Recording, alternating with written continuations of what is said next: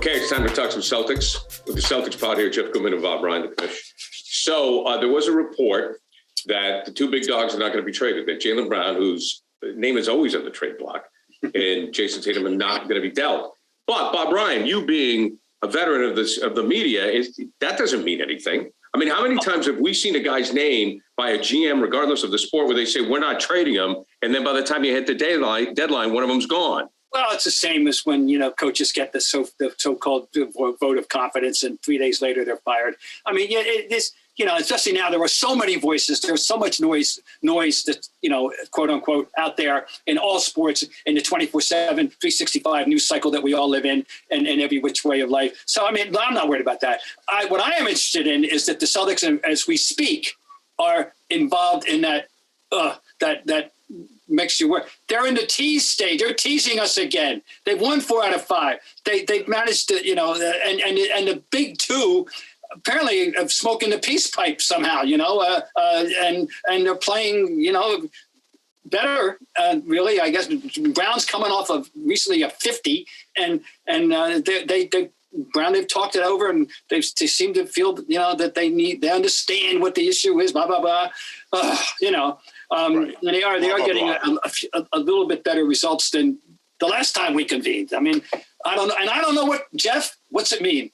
Is it just a tease, or is it possible that something good's happening? Well, I don't think it's all that sustainable, because we've seen them play together for so long now. It's not like these guys just started playing together at the beginning of the season. So I don't necessarily all blame it on the two of them, because I think if they had a point guard like Alonzo Ball, it wouldn't rear its ugly head nearly as much as it does. But they don't have that. So the current climate of the team is such that those guys have to be ball movers.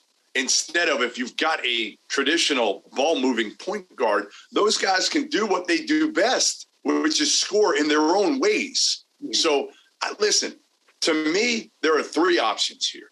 Number one is you wait it out till the end of the year if you're Brad Stevens, and you see if you can make some moves, clear some cap space, and sign another big one, right? Get another guy to go along with Tatum and Jaylen Brown that fits those guys, and you have a big 3 of sorts. Number 2 is you see what you can get for Marcus Smart and Robert Williams, okay? I don't know if it's enough to really change the complexion of this team all that much, but it's worth looking into. Robert Williams, there's got to be somebody out there that really loves his upside, because he has it.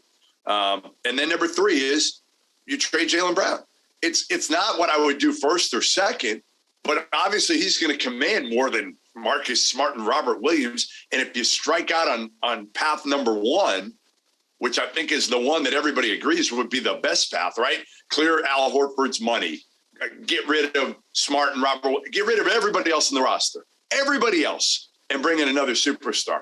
And then fill out the roster, right? With some minimum wage salary guys or whatnot, or guys that maybe want to win, whatever. That's obviously option A. Right. But I don't know if it's realistic. Well, the thing, Jeff, that I've learned about watching the Celtics now, and it's basically because the points that you and Bob have made about Memphis, and for that matter, Phoenix, and you could even look to Golden State, some of the guys you've talked about, like Poole and Wiseman and so forth. It was where the Celtics really failed. And I was always, the Kyrie thing didn't work.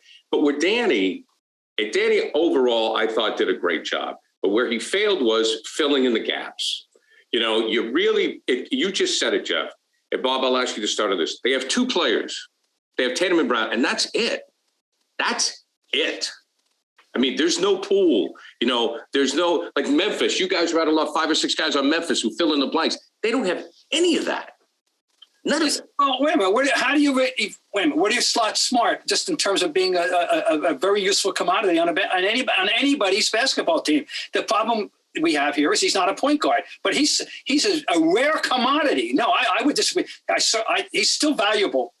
Now, I don't know what the market value is. I have no idea. Off the bench. He's great off the bench as your first guard off the bench. Oh. You're fine. If Marcus Smart is your 6th guy, you're great. If Robert Williams is your 5th guy with four guys around him that you could trust, you got 2. The problem is they don't have honestly, they don't have a starting point guard, and they don't have a absolute wing that can shoot the hell out of the basketball, that can create more space for Jaylen Brown and Tatum by their mere existence standing there. Joe Harris type, and whoever the next Joe Harris is, right? Yes. Right.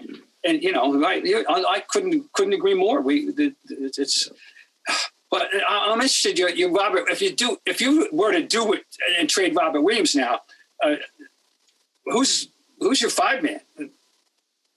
I'd figure that out. If you can get a point guard, I don't care. I'll figure that out later. I hate to give up. Not give up. You would. I don't know however you want to phrase it. My patience is gone with him. I mean, Bob, I sold hard on Williams. I was like all in. I was like, if this guy can get rid of the turf toe or whatever the hell happens, this guy's going to be a consistently good player. And I was wrong. I mean, you God bless you. You have more patience than I do. Well, I mean, I know. I just know this. I've been, watching this team a long time, and that type of big man we have never had. That super athletic rim. Would you rather? Would you rather have that super athletic Robert Williams right now, or a 30-year-old, which you don't have, Al Horford, who's just steady, who what you're going to get? If you were, right, a 30-year-old Al Horford, but not right. I'm not saying now. I'm saying, I know. Right now, this team needs stability at certain spots, right? And they don't have that, so you don't know what you're going to get. And again, you can count. It feels like this year you can count and Jaylen Brown missed some time, but you can count the number of games that Jayson Tatum and Jaylen Brown have both played well on one hand. And it might be like 3 fingers. Oh, yeah. It's not even that, Jim. How about games that they've actually – what was the number? God, one of the Globe guys, what Hamlin's Bach had, we talked about a couple of weeks ago, just having the starting 5 together. Yeah. It's frustrating. And I understand a lot of people saying, hey, listen, you can't trade either one of those guys. And I would say that's obviously – what I would prefer too is don't trade either and add another really good player. And if Brad Stevens can do that in the offseason, God bless him. He's smarter than all of us and more patient than all of us. But if that doesn't happen this offseason and you go in next season with Marcus Smart as your point guard, with Robert Williams as your big, and a new cast of characters coming off the bench that aren't much better than what you have now, what is going to change? You're going to be in the same damn spot that you've been in for the last couple of years, which is in the playing game. Just one more thing before we close that I am not giving up on. I'm not. This is the Hail Mary, okay, Neesmith. I still don't understand. I still want to believe it's going to happen. He's going to find that shot. He's going to get that confidence back. He's going to be the 52% shooter he was in college. 52 in a competitive athletic conference, the SEC. That's my Hail Mary for this year. Yeah. All right. Okay. And on that note, in the name of the Father, Son, and Holy Spirit. Thank you. There you go. Bye. Bob Ryan, always a pleasure. Jeff Goodman, we'll talk to you guys next week.